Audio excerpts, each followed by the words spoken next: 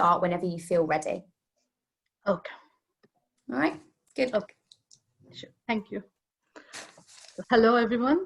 My name is Sweta Munsi, and I'm a PhD student at University of Nottingham. And I'm working on hydrogen storage for fuel cell application.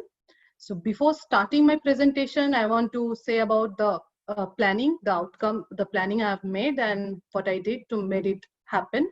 So my targeted audience was the undergrad students mainly, because as you know, undergrads don't like to work on PhD or go to research field and all. They want after undergrad, they want to do a job or something.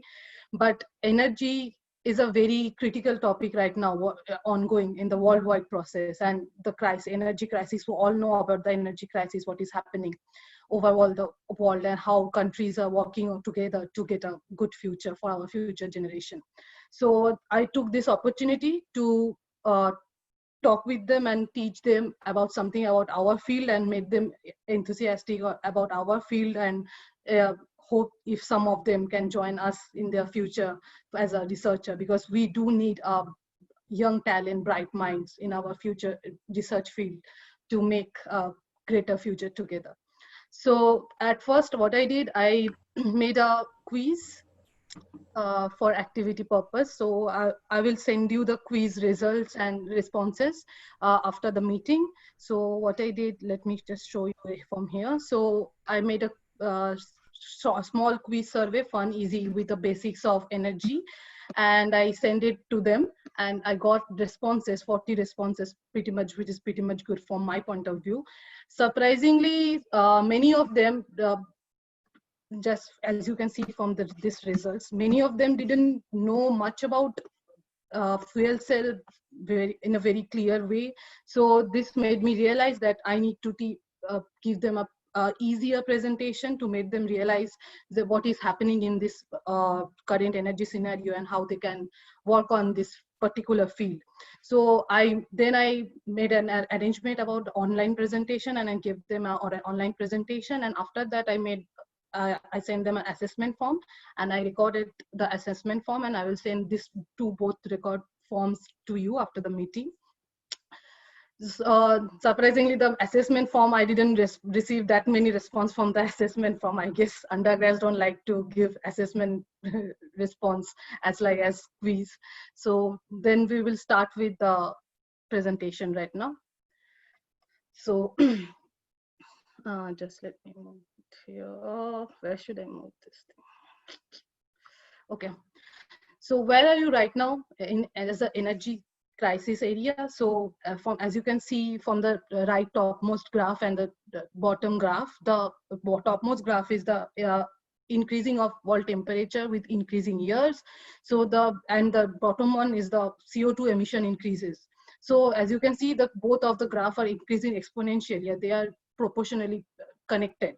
So why they are connected? So what is happening actually? The CO2 is greenhouse gas. So what is a greenhouse gas? Greenhouse gas are those gas which allows sunlight and heat to come to the Earth's surface and increase the Earth's temperature, but it doesn't allow the heat to reflect back to the atmosphere. So the heats get trapped in our Earth's surface. So that's why our temperature is increasing with increasing time. And that's why, as an effect, our North Pole, the ice is melting in the North Pole, and the water level is rising, which is a huge threat to our world. And also, the soils are getting drier day by day. The plants are dying, which are the only way to replace carbon dioxide with oxygen. So to make them more interested in this topic, I used a small calculation-based fun mathematics problem where I said that you can calculate how much carbon dioxide is your car emitting. You can also calculate that, because as a human nature, we don't tend to believe that we are also contributing in carbon dioxide emission. We also always think that it's a government problem, it's a country problem, nothing related to us. So we don't do anything about that. But we are also contributing in that emission as well. So this is a very good example from my point of view. If you can do and calculate that how much carbon dioxide you are producing each day if you're using a petrol, diesel, or CNG or any natural gas based car. Therefore, that what we need to know, nothing much, just the kilometers per day we are traveling, the car's mileage, which we all know what is the car's mileage of our car, and the fuel density, which we can get from anywhere, Google or anything, and how much carbon dioxide 1 kg of burning petrol, diesel, or any natural gas is producing. So here, as an example, I used Honda Civic car, and I assume that it is traveling 500 kilometers per day, and it has a mileage of 33 kilometer per liter. The diesel density is 0.85 kg per liter, and from this formula given below, we can easily calculate how much CO2 is emitting, that car is emitting per day basis, which is not a lesser amount, let me tell you. So, and that's why there is also one point we can notice, that that's why with higher mileage car, why it costs more, because with higher mileage, the fuel efficiency of that engine, of that car is getting higher. So the more development is getting involved for that car, to design that car. That's why it's becoming more expensive with higher mileage cars. So the world we dream of is a cleaner, greener future where our children, our grandchildren can play. So, and a cleaner sky, good light and all. So for that, what is the solution? What can be the solution? There comes the term renewable or clean energy. What is renewable energy? Renewable energy is nothing but energy produced from renewable sources. Renewable sources are sunlight, wind, hydro, water, anything. Why we are calling it renewable energy? Because they can be reproduced naturally. Because if we are using sunlight today as to produce energy, the sunlight will come again tomorrow. It will come again after that day. But the fossil fuel, the petrol, diesel, they have a limited stock. They have a limited amount. We can't reproduce them. So, and the clean energy, because if you burn petrol, diesel, they will produce harmful toxic element like carbon dioxide, sulfur dioxide, NOx, which are very harmful to our atmosphere. But this renewable energy will not give you any harmful side products like this. UK is doing pretty good in this field, I must say. UK is one of the fewest countries which are taking this thing, renewable energy, renewable production, very seriously.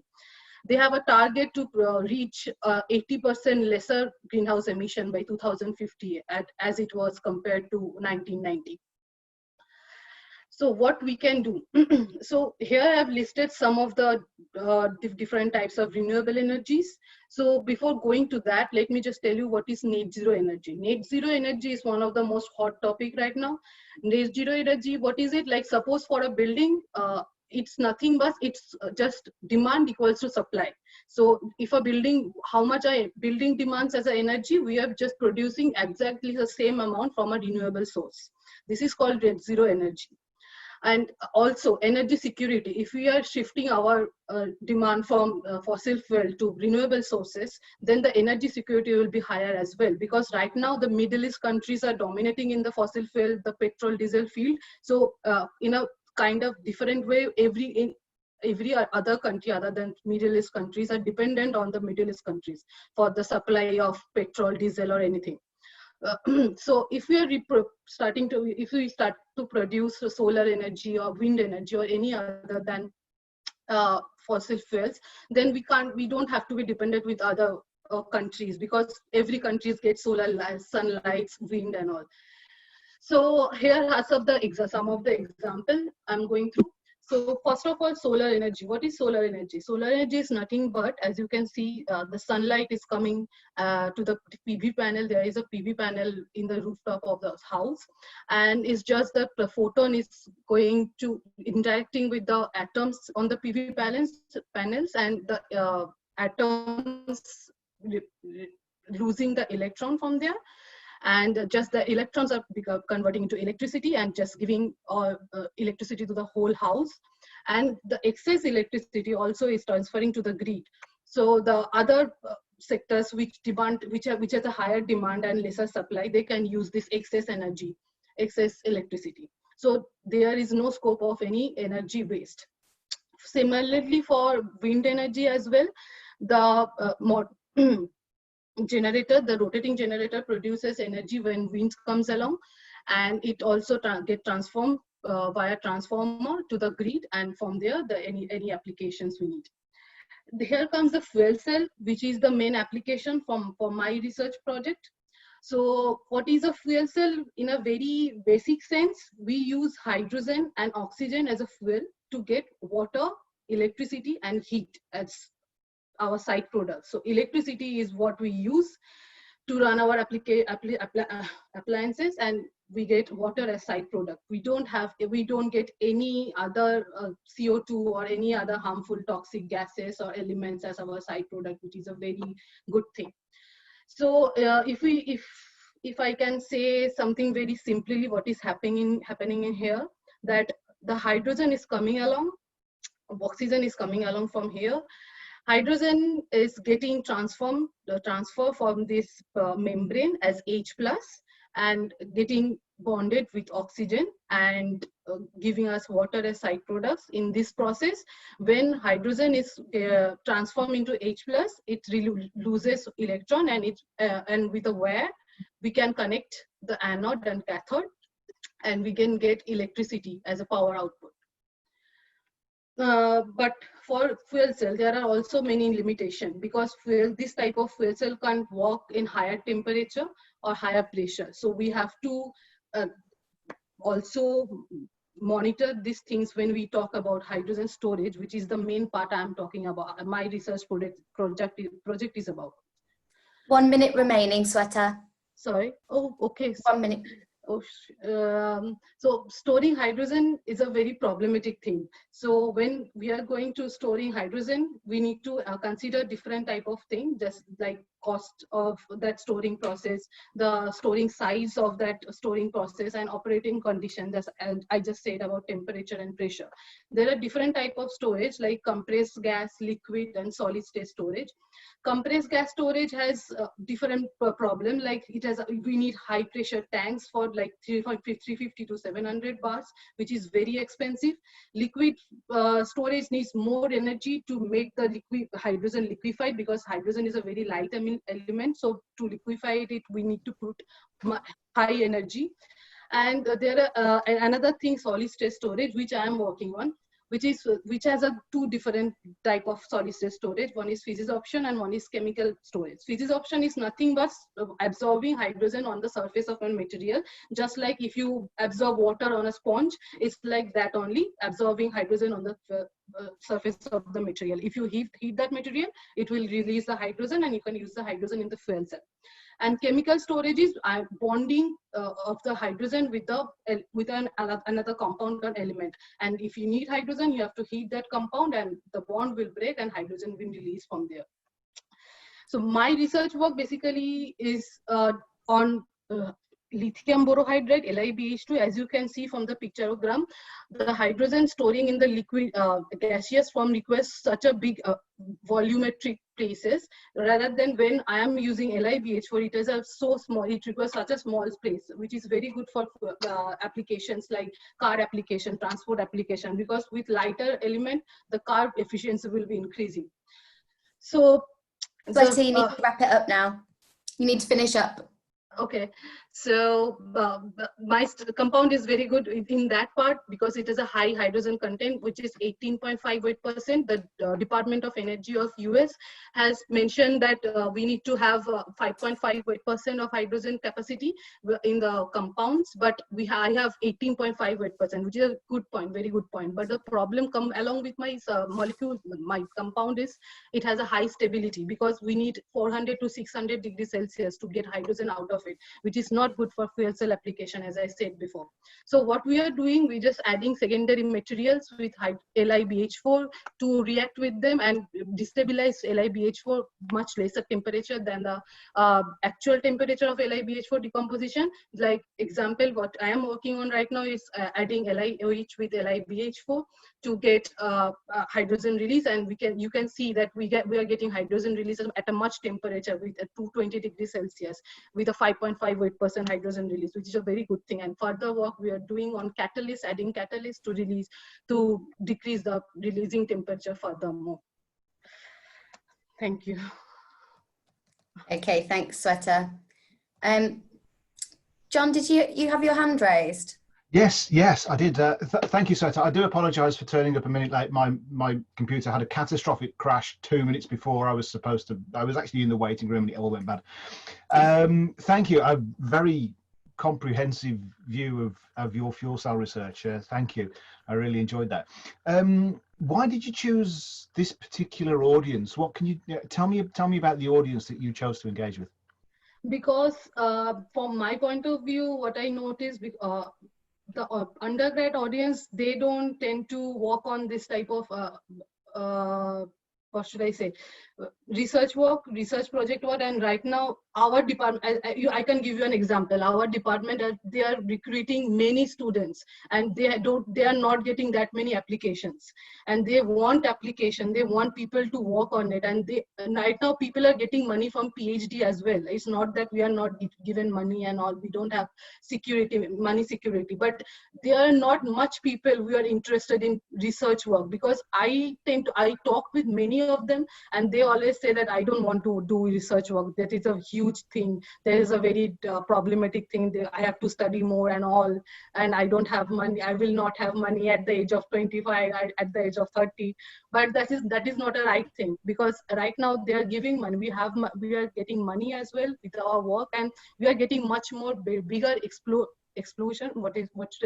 We're exploring the world much more in a better way, better sense. We are going to different places free of cost for our confidence and all. But undergrad students, they tend to do, they like to do a IT sector job or any corporate sector job with a much lesser enjoyment or interesting thing, because it has easy coming money after 21, 22 age.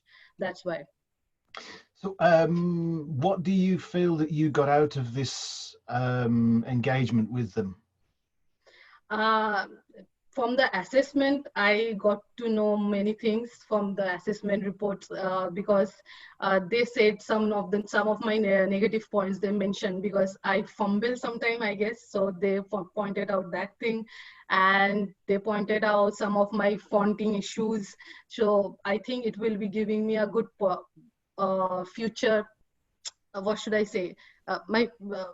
Because as a PhD student, we have to present many times. We have to present every month and all, because these things will help me in making like my talk more flexible, more fluent, and my presentation skill more better for audience who don't know about anything my project, for them to understand these things. So yeah, I made this presentation very much basic to other people who doesn't have any idea about my project. This is a very hard input I put from my side, because from our PhD conferences, we just do technical stuff.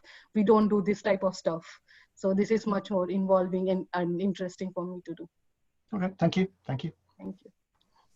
And Sweta, I was really interested. So you've obviously got some really good feedback about sort of presentation style, but I wondered about whether you saw how the students responded to the research content itself. So I loved in your introduction that you talked about how research can make the world of our dreams. I thought that was such a lovely way to think about the importance of research.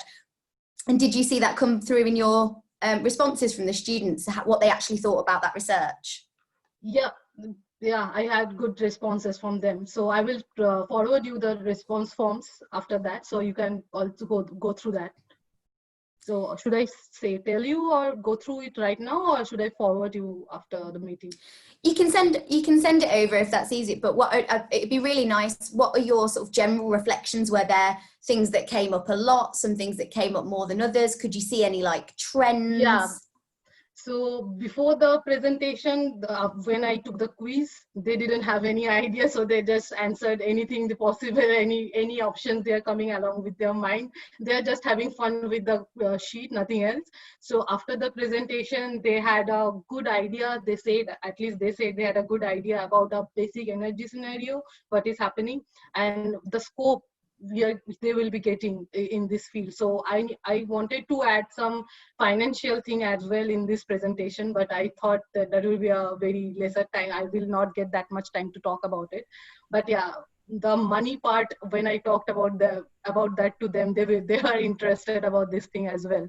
And yeah, and the scopes that they found it interesting about this reaction scenarios and what is happening in the sunny, what should I say, basic science with the basic science application and very easily describable thing.